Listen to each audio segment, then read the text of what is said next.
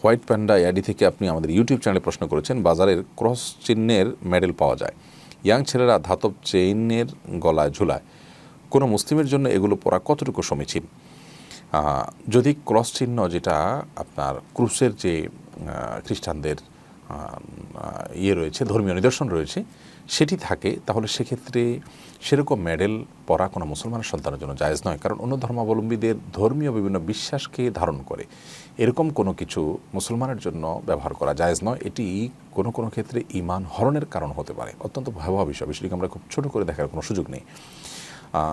কারণ হলো, আমরা জানি ঈসা আলাইহিস সালাম সম্পর্কে সুনির্দিষ্ট করে এই ঘটনার সামনে রেখে যদি আমরা বলি, তাহলে তার সম্পর্কে আমাদের আকীদা এবং বিশ্বাস হলো যে আল্লাহ রাব্বুল আলামিন তাকে আকাশে তুলে নিয়েছেন, তাকে শুলে চড়িয়ে হত্যা করতে চেয়েছিল ইহুদিরা, কিন্তু করতে পারেনি। কিন্তু খ্রিস্টানরা এই বিশ্বাসটা লালন করে না, তারা বিপরীত বিশ্বাস ধারণ করে, লালন করে, যার কারণে তারা ক্রুশকে ধারণ করে তাদের গলায় ঝুলিয়ে রাখে এবং তারা মনে করে যে এই শুলে চড়িয়ে ক্রুশে বিদ্ধ করে তাকে হত্যা করা হয়েছে। তাহলে এটি সম্পূর্ণ কোরআন বিরোধী একটি বিশ্বাস। আপনি সেই ক্রুশকে নিজের মধ্যে ধারণ করলেন, গলায় আপনি ঝুলালেন, তাহলে কেমন যেন আপনি সেই বিশ্বাসকে শ্রদ্ধা করছেন বা গ্রহণ করছেন, যেটি ঈমান বিধ্বংসী এবং কুফরি বিশ্বাস, সেটি আপনার গলায় কোনো অবস্থাতেই শোভা পেতে পারে না। বিশ্বাসের জায়গাগুলোতে আমরা অনেকে আজকাল অনেক বেশি নড়বড়ে, অনেক বেশি ঠুনকো এবং অনেক বেশি উদাসীন।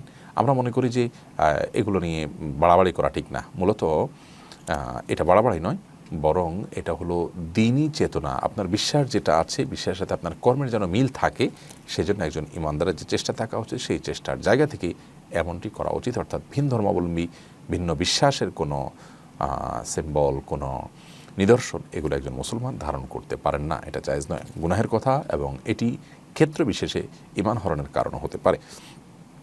এরপর ইসলামী জীবন এআইডি থেকে আপনি ইউটিউব চ্যানেলে আমাদের লিখেছেন, অমুসলিম বন্ধু জায়নামাজ ও নামাজের পোশাক উপহার দিয়েছে, তাতে কি নামাজ পড়া যাবে?